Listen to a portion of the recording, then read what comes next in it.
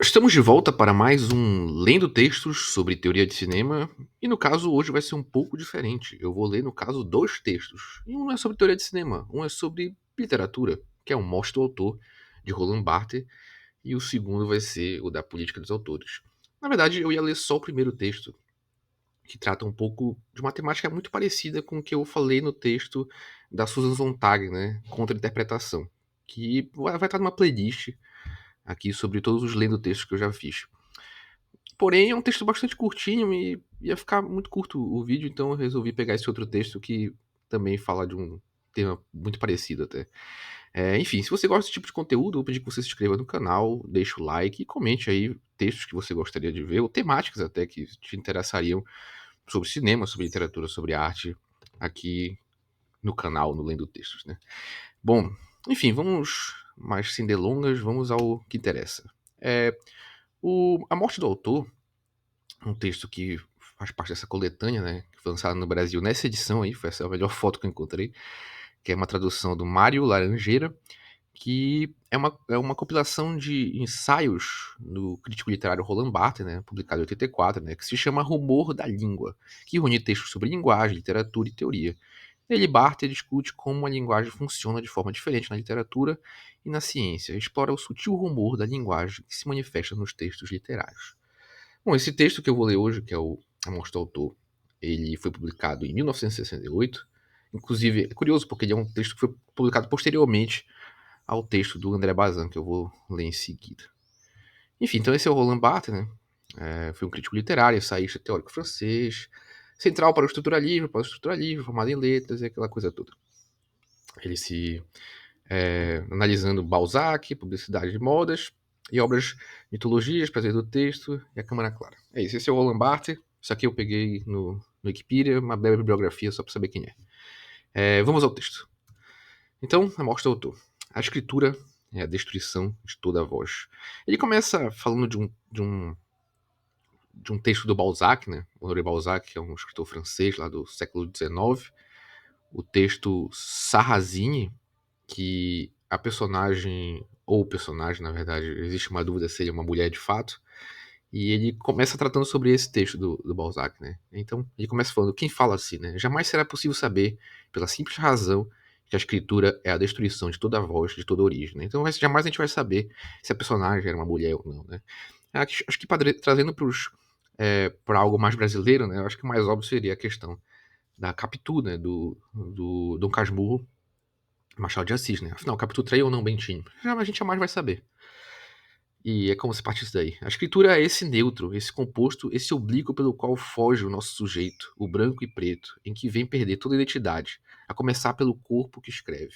Sempre foi assim desde que o fato é contado. O autor entra na sua própria morte. A escritura começa.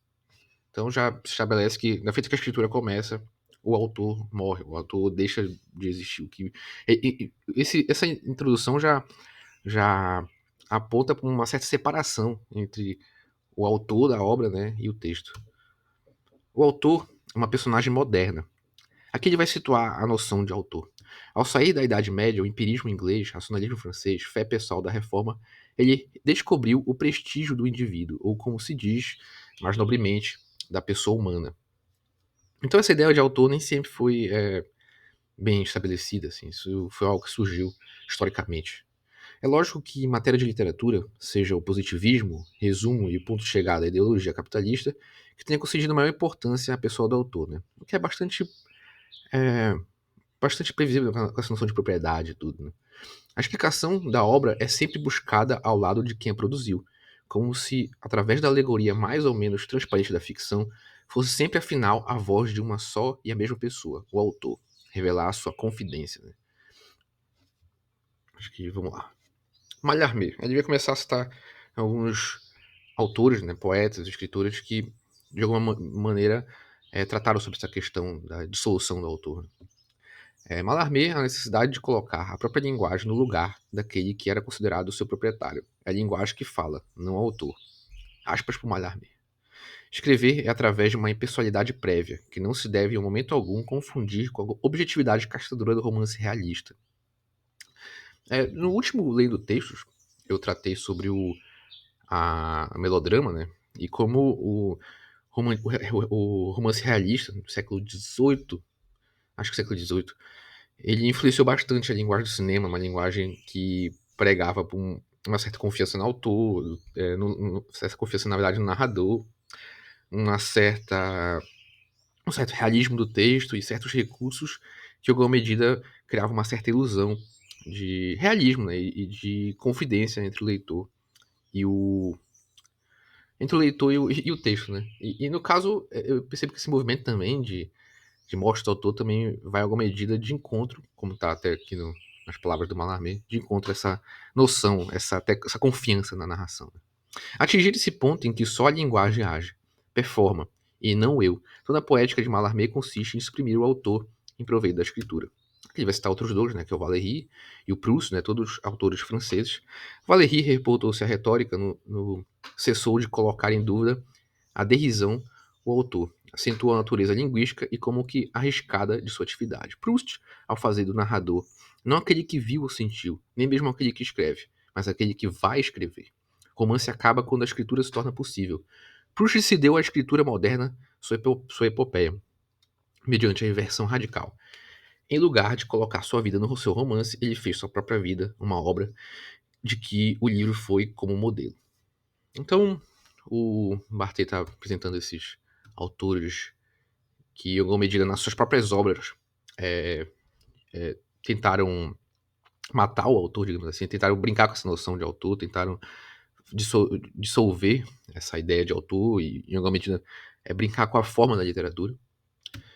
Em seguida, o surrealismo não podia dar linguagem um aspecto soberano, pois a linguagem é um sistema.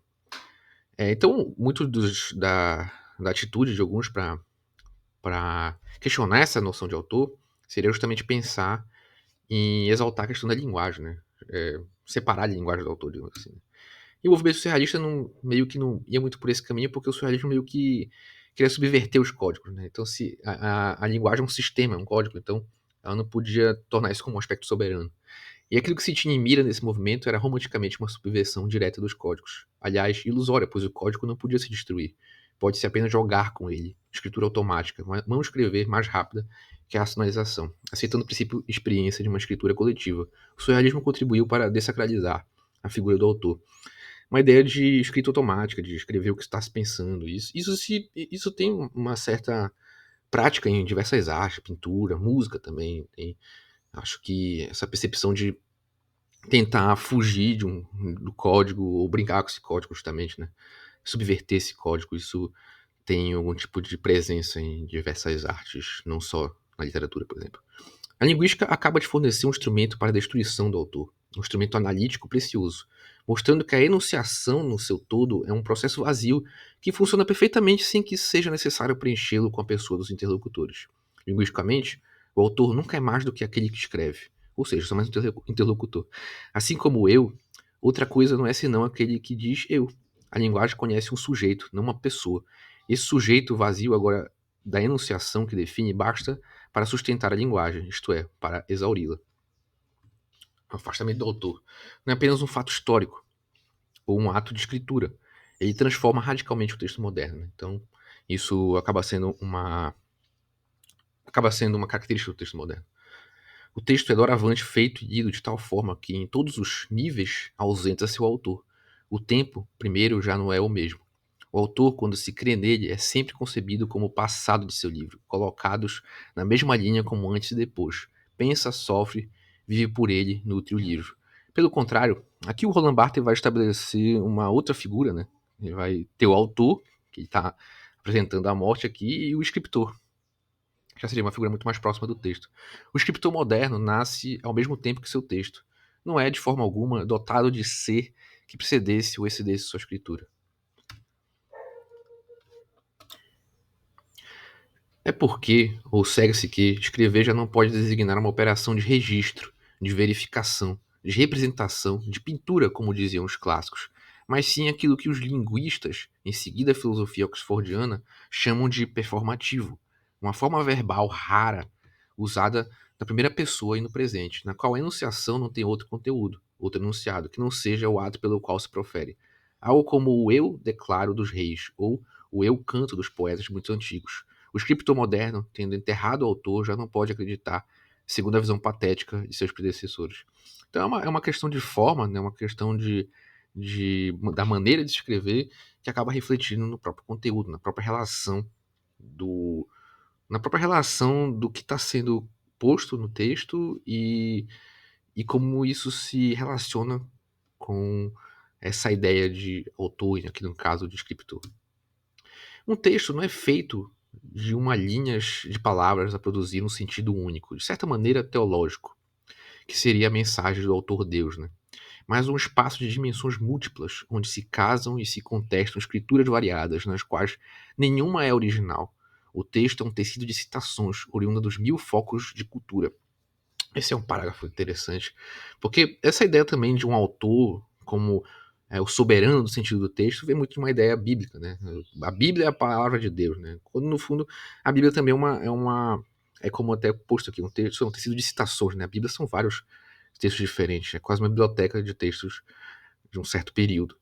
E eu acho curioso porque tem outro texto que eu acho bastante interessante, poderia até trazer aqui em outro momento, que seria que é um texto de um autor brasileiro que trata sobre Machado de Assis e sobre o porquê Machado de Assis é brilhante em algum sentido, que é justamente a questão da emulação, que era uma técnica literária comum, que é justamente um texto anteriormente ao romantismo, ele era valorizado por quanto ele emulava textos da tradição, né? E em alguma medida isso se perdeu e veio essa noção justamente de autoria, né, que a gente está discutindo aqui. Mas vem nesse sentido dessa frase, né? O texto é um tecido de citações oriundas de 1000 focos de cultura, né? A semelhança de Beauvoir e Pécuchet, que são personagens de um texto de uma novela do Flaubert, outro escritor francês, esses eternos copistas é uma só vez sublimes e cômicos, e cujo profundo ridículo designa precisamente a verdade da escritura.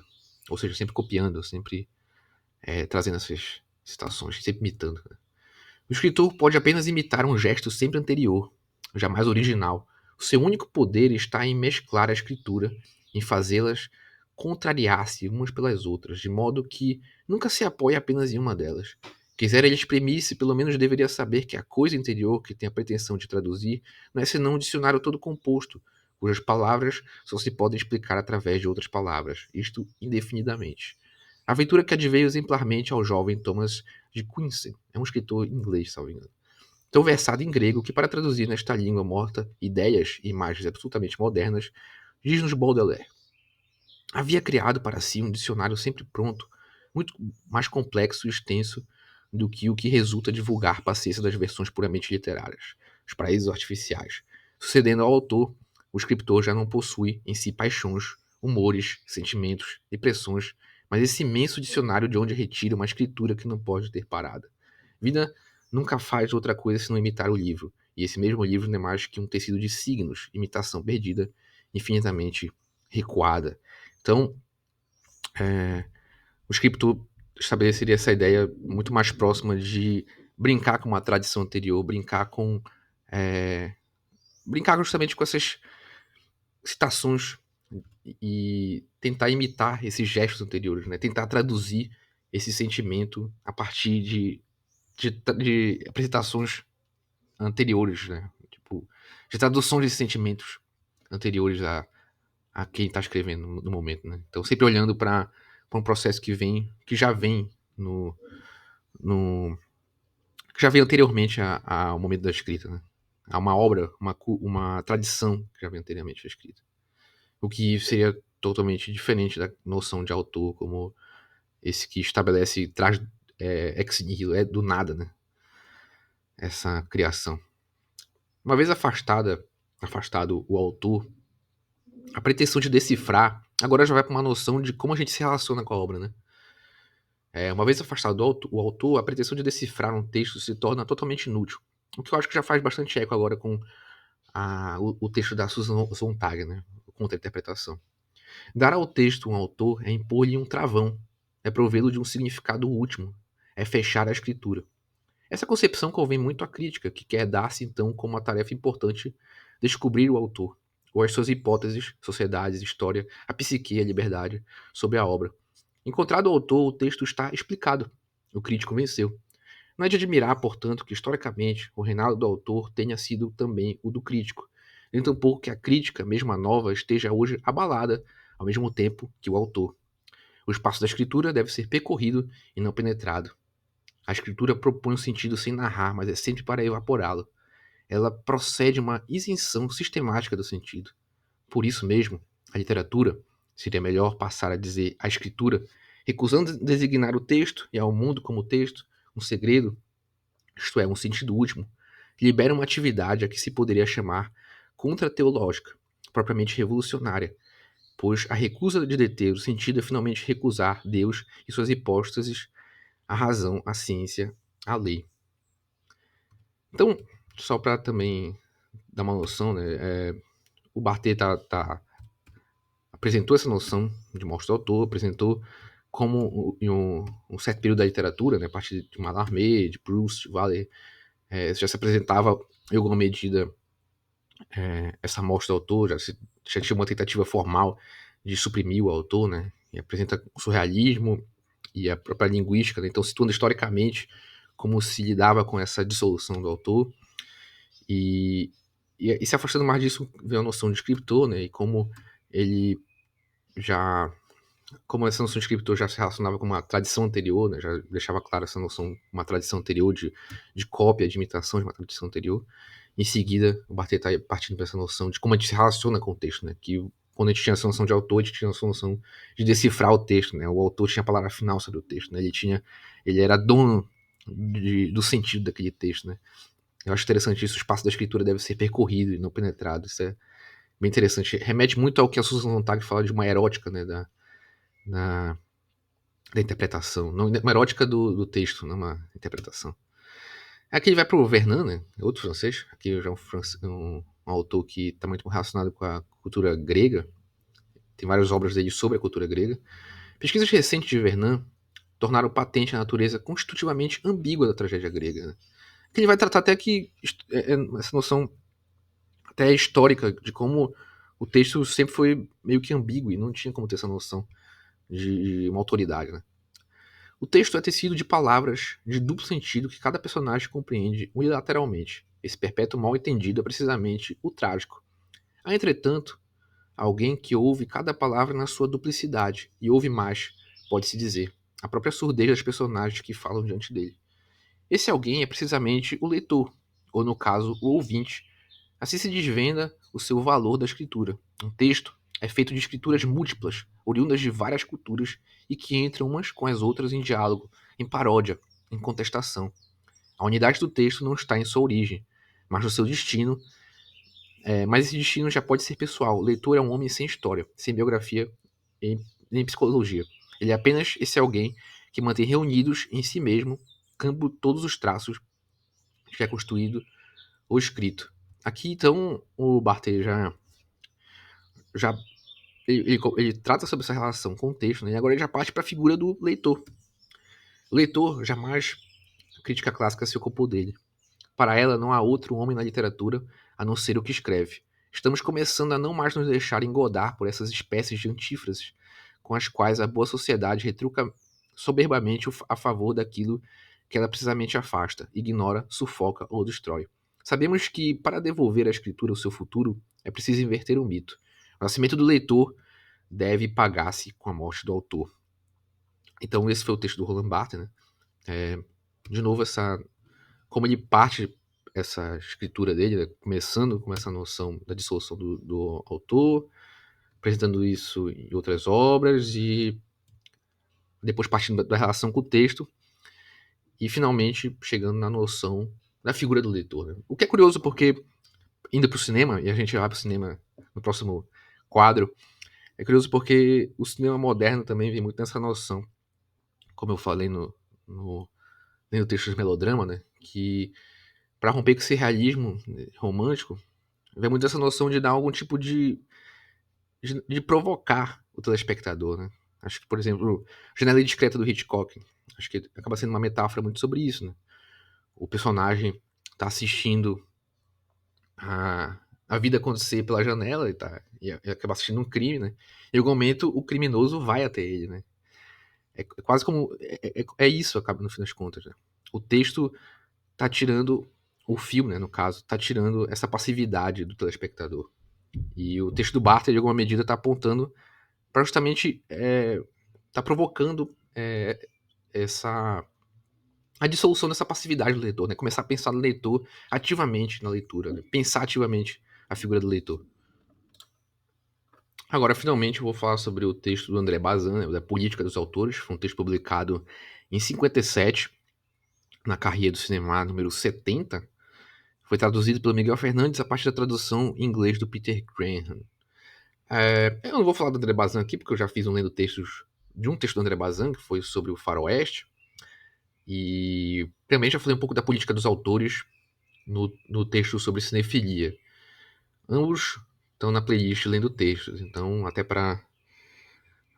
para instigar você a assistir os outros vídeos, eu não vou trazer a biografia do André Bazin aqui, mas para resumir, o André Bazin é um crítico francês, ali do período da década de 50, 60. Ele foi importante ali naquele período para aqueles cineastas que trabalhavam na revista Carreira de Cinema, né, e outras revistas de crítica de cinema. Foi importante para a criação do cinema da nova onda francesa, né, Nouvelle Vague. Então ele foi um crítico francês, os textos dele são bastante estudados e ele é bastante importante não só para a crítica, mas para a relação estética com o cinema. Enfim, na política dos autores. Percebo que minha tarefa é imbuída de dificuldades. A carreira do cinema é tida como praticante da política politique de auteur. É assim que pronuncia. Política dos autores.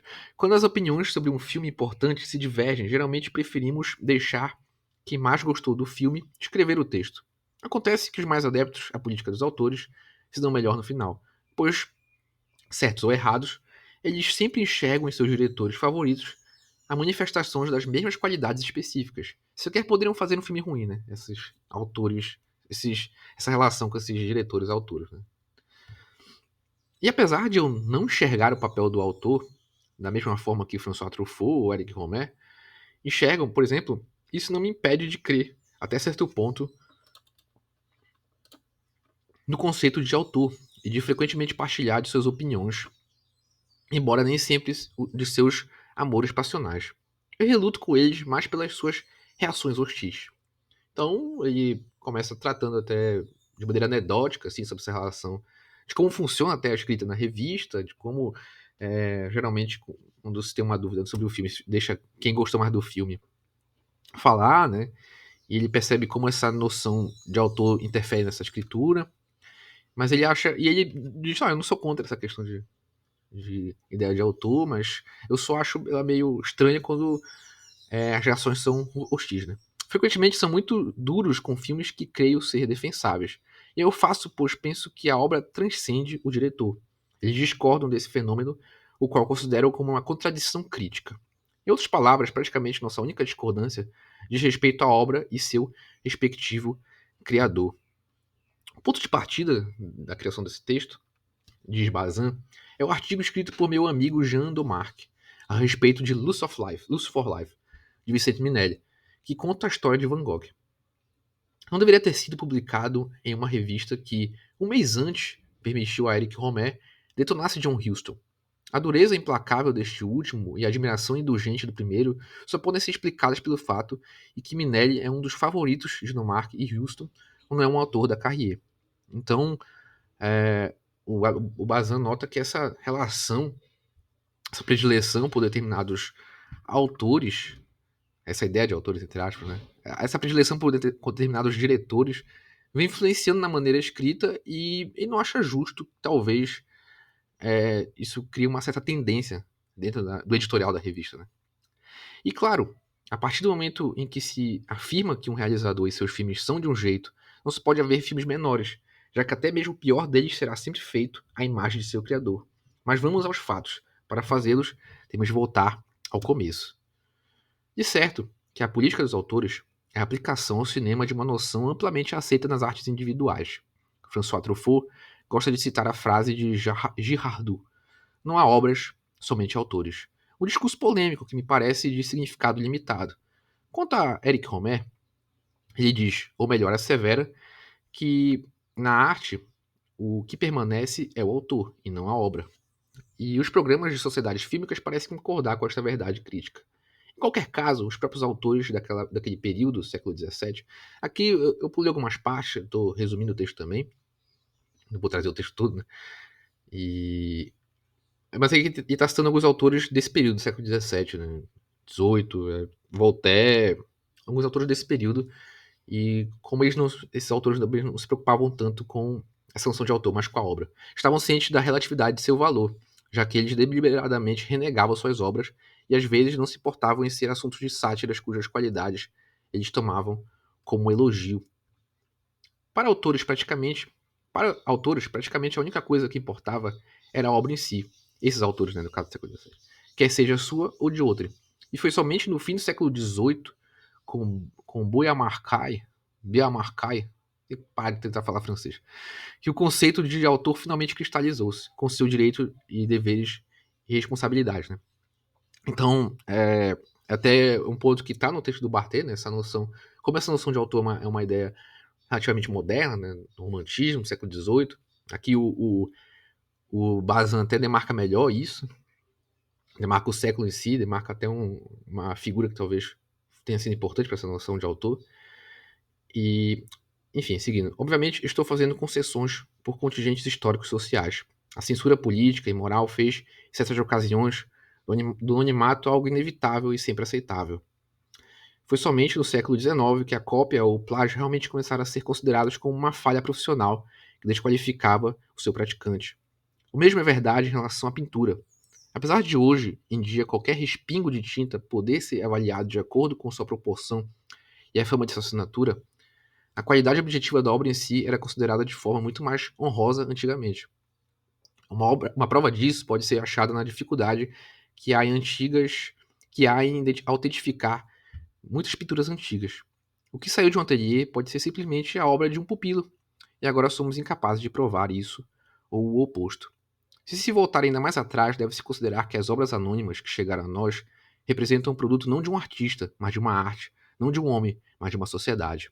É interessante essa noção, porque, por exemplo, a gente tem a obra do Homero, que nos foi legada, ele chegou até nós, né, que muito se estipula que de fato não existiu o Homero, a figura como a gente pensa essa noção de autor, né? E de novo, essa noção que a gente tem de autor é uma ideia muito moderna, assim. Até anteriormente não se tinha. Mas essas obras que chegaram pra gente, por exemplo, do Homero, de repente não foi uma figura em si do Homero ali que escreveu tudo aquilo, a Ilíada e a Odisseia, o que chegou, né, no caso. Às vezes, por exemplo, também a questão da poética da Aristóteles, às vezes são anotações de aula, às vezes são anotações de um grupo de pessoas e se estipula uma figura central, que seria o professor ou dono daquela escola, ou como posto aqui, né, as pinturas do pupilo num ateliê, que o ateliê fazia parte de um determinado artista, então o que sai dali é daquele artista, o dono é aquele artista. Então é curioso a gente pensar no decorrer da história como algumas obras, elas às vezes de fato nem são dos autores que a gente pensa que é. Todas essas obras de arte, a Vênus de Milo e também o Negro Mask, tiveram de fato um autor. E toda a ciência histórica moderna pretende preencher lacunas e dar nomes a essas obras. Mas realmente se precisava esperar por um adendo erudito para finalmente poder apreciá-las e aproveitá-las? A crítica biográfica é somente uma das muitas dimensões críticas possíveis. Pessoas ainda discutem sobre a identidade de Shakespeare e Molière. Então precisa de fato dessa noção biográfica para poder apreciar as obras? Essa é a questão que o Bazin levanta. A evolução da arte ocidental em direção a uma personalização maior pode definitivamente ser considerada como um passo adiante, um refinamento da cultura, mas desde que essa individualização seja somente um aperfeiçoamento final, e não algo definir a cultura, né? Algo que defina a cultura. A essa altura devemos lembrar daquela trivialidade irrefutável que aprendemos na escola. O indivíduo transcende a sociedade. A sociedade é, também e sobretudo, inerente ao indivíduo. Então, não pode haver uma crítica definitiva ao gênio ou ao talento que a princípio não leve em consideração o determinismo social. O Bazin é determinista. A combinação de circunstâncias históricas e a formação técnica que, em grande escala, determinam. O anonimato em uma obra de arte é uma deficiência que influencia minimamente na nossa compreensão acerca da obra. Então essa noção de anonimato, essa noção de não saber exatamente quem é o autor, isso pouco interfere na compreensão acerca da obra. O cinema é uma arte tanto popular quanto industrial. Essas condições essenciais à existência dessa arte, de forma alguma, constituem uma série de obstáculos. Elas representam um grupo de circunstâncias negativas e positivas, que devem ser reconhecidas como tais. E isso é especialmente verdade a respeito do cinema estadunidense, tão admirado pelos teóricos da política dos autores. Essa noção de política dos autores vem muito dessa relação dos críticos franceses é, de tentar dar alguma consideração ao cinema americano, né, cinema industrial americano. O cinema estadunidense, não obstante, o fruto da economia de mercado e do capitalismo, considerando seus defeitos ativos ou ainda apenas virtuais, é de certo modo o cinema mais verdadeiro e realista de todos, pois não deixa de retratar até as tais contradições de sua sociedade.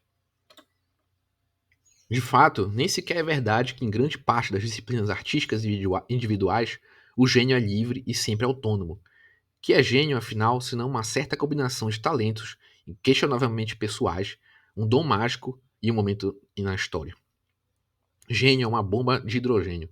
A fissão do urânio desencadeia a fusão da polpa de hidrogênio. Todavia, um sol não pode nascer da desintegração de um único indivíduo, a não ser que a desintegração repercuta na arte que a circunda. Daí surge o paradoxo da vida de Rimbaud. Rimbaud é outra figura da literatura francesa, que é um poeta, e ele é um poeta que fez sucesso muito novo, com 17 anos, se não me engano. E depois de um tempo, né, ele foi uma figura bastante interessante. Ele se envolveu com outro poeta que era casado, foi um escândalo. Mas em algum momento ele abandonou a literatura e virou até contrabandista de arma. Mas o Rimbaud é engraçado, tipo, em algumas introduções assim, de texto, a gente vê um contraste que o Rimbaud começou tão novo, com 17 anos, e fez suas magnum opus, digamos assim, né? E o Goethe, né? O Goethe escreveu o Fausto lá para os 80 anos dele. Então é interessante pensar nesse contraste de idade. Mas enfim, Rimbaud, o fogo de palha, entre aspas, de sua poesia subitamente morreu. E Rimbaud, o aventureiro, ficou cada vez mais distante, com uma estrela ainda brilhando, mas rumando à extinção. Provavelmente Rimbaud sequer havia mudado. Simplesmente não havia mais nada para alimentar aquela chama que reduzira toda a literatura a cinzas, né? Nos ciclos das grandes artes, o ritmo dessa combustão é geralmente maior que toda a vida de um homem. Os passos na literatura são medidos em séculos. Dirão que o gênio prenuncia aquilo que o sucede. É verdade, mas apenas dialeticamente. Né? Então é interessante essa noção de que o gênio também, esse talento, tem muito a ver com não só o indivíduo em si, mas essa própria relação do indivíduo com contexto, com contexto histórico, contexto social. Então, até aquela noção, às vezes, de pensando no Brasil, né? A gente fez, às vezes, esse discurso de que, quantos talentos não existem nas periferias, quantas pessoas não existem que não recebem oportunidade para justamente conseguir performar a sua arte, ou performar determinado tipo de esporte, etc. Então, é interessante pensar nessa noção do gênio, né? Ser justamente essa relação do indivíduo com o meio, né? Do indivíduo com a própria história, no caso. Voltaire era um péssimo dramaturgo quando pensava ser o sucessor de Rancine. Outro, para trazer um pouco o Brasil, o Machado de Assis, ele começou escrevendo teatro. E ele foi... eu esqueci por quem ele foi aconselhado a largar o teatro e ir para a literatura.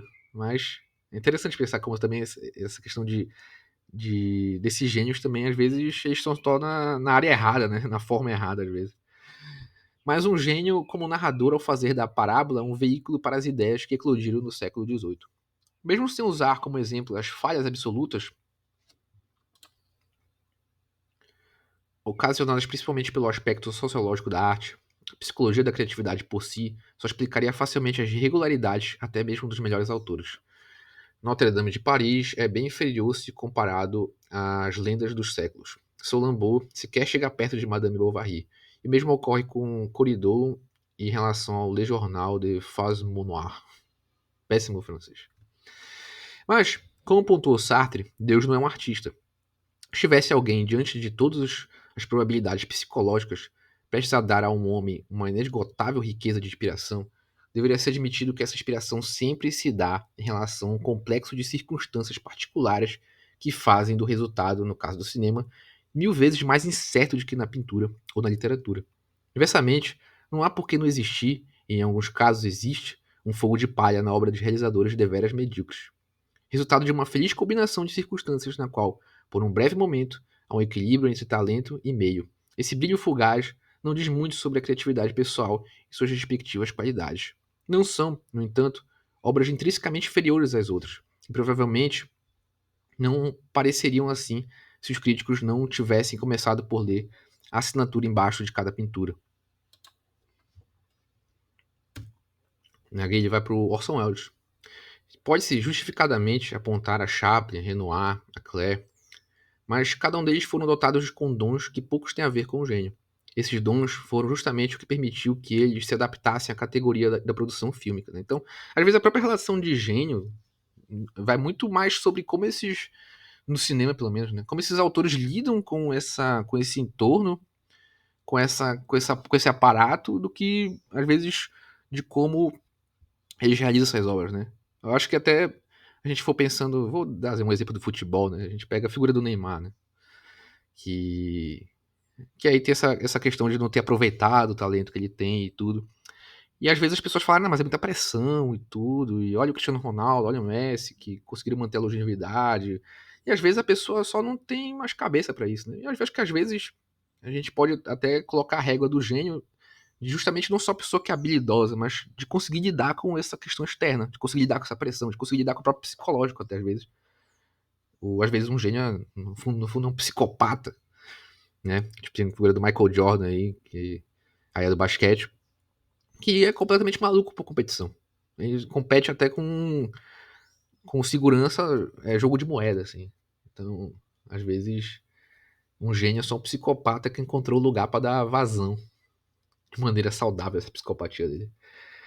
Claro que o caso de Chaplin é único, já que ele, sendo tanto um autor quanto um produtor, conseguiu ser o cinema e sua evolução. Creio que os adeptos da política dos autores não só se recusariam a concordar que Confidential Report é um filme inferior a Cidadão Kane, como também estariam muito mais propensos a afirmar o contrário. E posso muito bem ver como eles se sairiam, já que Confidential Report é um sexto filme de Orson Welles. Pode-se admitir que um progresso considerável já tenha sido feito. O Welles, em 53, tinha mais experiência em si mesmo e com a sua própria arte com relação a 41, né, o ano do Cidadão Kane. E por maior que seja a liberdade que ele conseguiu em Hollywood, Cidadão Kane inevitavelmente continua sendo até certo ponto um produto da RKO. O filme nunca teria visto a luz do dia se não fosse pela cooperação de alguns técnicos excepcionais e seus tão admiráveis aparatos. Greg Toland, para dizer somente um, foi mais do que um pequeno responsável pelo resultado final. Por outro lado, o Confidential Report é completamente uma obra de Wells, até que se prove o contrário. Este será considerado, a priori, um filme superior por ser mais pessoal e porque a personalidade de Wells só pode ser amadurecida ao passo que ele envelhecera, né? Aqui é interessante porque ele coloca justamente em xeque essa noção de autoria, né? Porque o Confidential Report, acho que em português é o Arcaninho, uma coisa assim, ele é um filme de uma fase onde o Wells tinha muito mais controle sobre a obra dele. Mas em consideração, ele é considerado menor em relação ao Cidadão Kane, que é um filme onde o Wells teve pouca ingerência sobre a obra, sabe? Como ele coloca, que é um produto da RKO. E aí? O Cidadão Kane mudou a história do cinema e o Confidential Report é considerado um filme menor, mas apesar disso é o filme que talvez esteja mais à mão da autoria do Orson Welles. Então é um cheque muito interessante que o Bazan apresenta aqui, e ele apresenta uma noção, agora ele vai caminhar para uma noção de envelhecimento, né? Que ele começa falando aqui que o Orson Welles já era mais maduro, ele tinha envelhecido, né, nesse processo, no momento do Confidential Report em relação ao Cidadão Kane. E às vezes essa noção de envelhecimento às vezes serve para desmerecer em alguma medida a obra, né? O bom talento amadurece, mas nunca envelhece. Que tipo de absurdo de discriminação decretou que somente os cineastas são vítimas de uma velhice a qual os outros artistas são imunes? Aí vem uma noção até de etarismo. O drama não consiste no envelhecimento do homem, mas do cinema. Aqueles que não sabem envelhecer com esse cinema serão ultrapassados por sua evolução. É por isso que é possível haver uma série de fracassos que resultaram em uma completa catástrofe sem necessariamente supor que o gênio de outrora tornara-se um imbecil. Reitero, é simplesmente uma questão de um embate entre a inspiração subjetiva do criador e a situação objetiva do cinema. E é isso que a política dos autores se recusa a enxergar. Em outras palavras, tudo que eles querem absorver da equação autor mais conteúdo igual a obra é o autor, enquanto o conteúdo se reduz a nada. Alguns fingirão e me dirão que, desde que tudo esteja em equilíbrio, no que se refere ao autor, um bom conteúdo é naturalmente melhor que um mau conteúdo. Mas os mais honestos e audaciosos dentre eles admitirá que isso dá a entender que eles preferem filmes B, nos quais a banalidade do cenário permite uma contribuição mais pessoal do autor. Então ele apresenta esse contraste também de que pô, só o diretor de cinema envelhece, e essa própria noção de que o cinema, de novo, ele coloca que essa dinâmica, essa relação entre o autor e o cinema. E como não é o autor que envelhece, é o cinema que envelhece, né? E o cinema também tem essa historicidade, né? E essa própria relação com essa historicidade, essa própria relação com esse aparato, que dá a noção de obra que às vezes quem segue a política dos autores quer ignorar, quer pensar só na figura do autor. Então, essa concepção de autoria não é compatível com a distinção autor e conteúdo, mas é mais importante descobrir se o diretor é digno de entrar em um grupo seleto de autores do que julgar como bem ele usou seu material, né? Então, já aqui uma outra alfinetada que ele dá nessa questão da política dos autores, eu estou pensando muito mais se o diretor ele é digno de entrar nesse grupo de autores do que se ele usa bem o material, né? Se ele lida bem com o aparato, né? Até certo ponto, o autor é um conteúdo para si próprio. Qualquer que seja o cenário, ele sempre conta a mesma história. Ou, caso o termo história esteja confuso, digamos que ele tem a mesma atitude, os mesmos julgamentos morais sobre as ações dos personagens. Jacques Rivette disse que um autor é alguém que fala sempre em primeira pessoa. É uma boa definição. Adotemo-la. As políticas dos autores, em resumo, consistem em escolher um fator pessoal em uma criação artística como ponto de referência, então admitir que esse fator continua e até progride de filme para filme. Reconhece-se que há, sim, alguns filmes importantes e de qualidade que escapam desse teste, mas estes serão sistematicamente considerados inferiores àqueles em que a marca registrada do autor pode ser percebida minuciosamente, por mais que seja o cenário. Todo ato crítico deveria consistir em se referir ao filme em questão por uma escala de valores, mas essa referência não é uma mera questão de inteligência. A certeza do julgamento de alguém vem também, ou talvez antes de tudo, no sentido cronológico do termo, de uma impressão geral obtida durante o filme. Aqui o Bazan já vai para uma relação direta de relação ao filme. Agora ele está tratando de como a gente se relaciona com o filme. Sinto que há duas heresias idênticas uma à outra. Aplicar objetivamente medidas críticas e universais a um filme, considerar simplesmente o prazer ou o desgosto de alguém como suficiente. Primeiro, aplicar um aspecto objetivo de crítica, recusa o papel do gosto, da subjetividade. E o segundo, né, que considera apenas o gosto, essa questão da subjetividade, pressupõe uma superioridade do gosto de um crítico ao do autor, frieza ou presunção. E o que eu mais gosto na política dos autores é que ela reage à aproximação impressionista enquanto absorve a melhor dela. Na verdade, a escala de valores que essa política propõe não é ideológica. Seu ponto de partida é uma apreciação vastamente composta por gosto e sensibilidade. Deve-se discernir a contribuição do artista como tal, bem a parte da qualidade do conteúdo das técnicas, isto é, a pessoa por trás do estilo. No entanto, quando se faz essa distinção, esse tipo de crítica está fadada a apoiar em uma pseudo-verdade, pois desde o início da análise se assume que o filme é automaticamente bom ter sido feito por um autor. Então, o parâmetro para filmes é um retrato estético do realizador com base em seus filmes anteriores.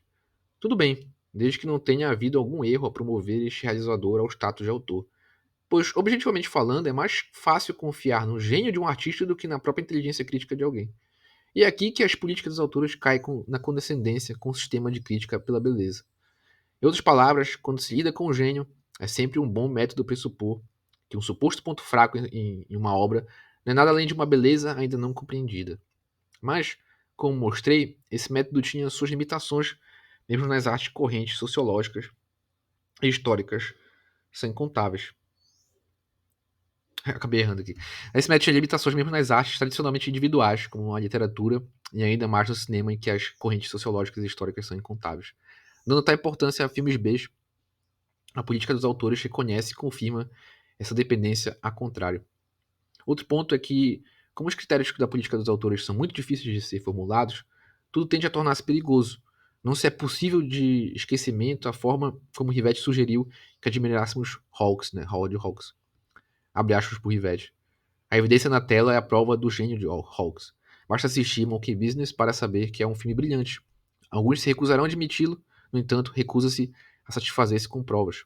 Não se pode haver outra razão pela qual eles não reconhecem. Eis o perigo, um culto estético à personalidade. Né? Já deixa de se pensar na obra e já se pensa de antemão a partir de quem realizou aquela obra. Esse lendo texto é mais lendo texto mesmo, então é difícil até colocar a imagem, né? Mas eu coloquei essa imagem da carreira do cinema aí. Não tem nada a ver com o texto, mas enfim. É um ato infeliz elogiar um filme que de forma alguma o mereça, mas as mazelas são menos profundas do que o que ocorre quando o filme é rejeitado porque seu diretor não havia feito nada de bom até então. Não estou negando que os adeptos da política dos autores descobrem ou encorajam um talento a florescer quando tem a chance. Mas eles olham com desdém, sim, sistematicamente a qualquer coisa que vem de um fundamento comum e pode, às vezes, ser totalmente admirável, tanto quanto pode ser absolutamente detestável. Paradoxalmente, os apoiadores da política dos autores admiram o cinema dos Estados Unidos, onde as restrições de produção são mais severas do que em qualquer lugar. É também verdade que se trata do país onde as maiores possibilidades técnicas são oferecidas ao diretor. Mas essas duas posições não anulam uma a outra. Admito, no entanto, que a liberdade em Hollywood é maior do que normalmente se diz, desde que saibamos enxergar suas manifestações. Eu irei longe a ponto de dizer que a tradição dos gêneros é uma base de operações para a liberdade criativa. O cinema estadunidense é uma arte clássica, então por que não admirar essa arte, o que há de mais admirável, isto é, não só o talento de determinado diretor, mas o gênio desse sistema, a riqueza de sua sempre vigorosa tradição e sua fertilidade quando em contato com novos elementos. De certo que Joshua Logan é sortudo por ser considerado como autor, como um autor, ao menos um autor em construção. Mas quando Picnic ou Buzzstop recebe boas críticas, os elogios não se direcionam ao que me parece o ponto essencial, isto é, a verdade social que não é oferecida como objetivo suficiente por si só, mas sim integrada a um estilo de narrativa cinematográfica, tal como os Estados Unidos pré-guerra foram integrados. Aqui a conclusão. Parece-me que a política dos autores mantém e defende uma verdade crítica essencial da qual o cinema precisa mais do que outras artes, especificamente porque fazer artístico é mais incerto e vulnerável no cinema do que em qualquer outro lugar, mas sua prática exclusiva leva a outro perigo, a negação do filme para elogiar o seu autor. E tem mostrar como autores medíocres podem acidentalmente fazer bons filmes, e por outro lado, como um gênio por ser vitimado por uma certa esterilidade, também acidental. Creio que essa aproximação útil e frutífera, a parte do seu valor polêmico, deve ser completamente complementada por outras aproximações ao fenômeno que considerar um filme seu status de obra de arte. Não é que se deve negar o papel do autor, mas é preciso simplesmente devolvê-lo à preposição sem o qual o substantivo autor não passa de um conceito hesitante. Autor, sem dúvida, mas de quê? Enfim, então são os dois textos de hoje.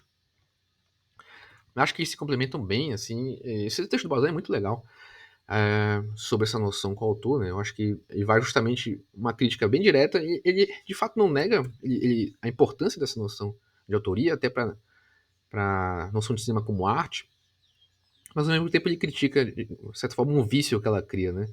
E é muito interessante o aspecto histórico que ele traz, e até o aspecto material, e como isso determina a questão da produção, né? Essa relação do gênio com o meio, com o contexto, né?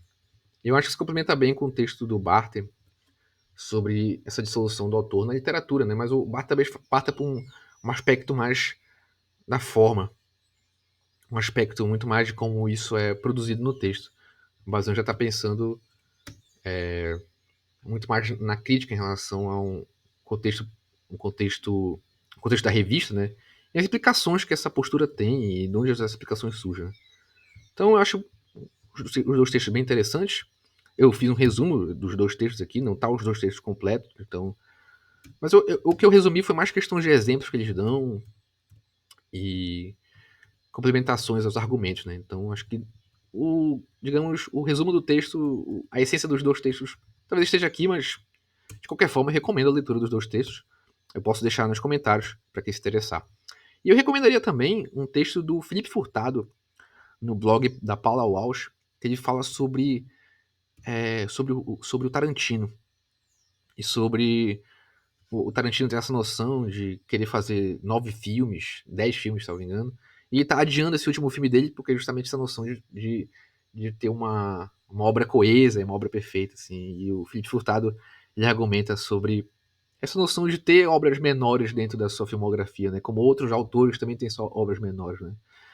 E, enfim, eu acho que é um texto também que se relaciona muito bem com esses dois textos que eu trouxe hoje, também posso deixar nos comentários para quem se interessar. No mais, agradeço por quem ouviu até aqui. Vou pedir novamente que você se inscreva no canal, se você não for inscrito, deixa o like, compartilhe com quem se interessar. E, enfim, muito obrigado e até o próximo vídeo.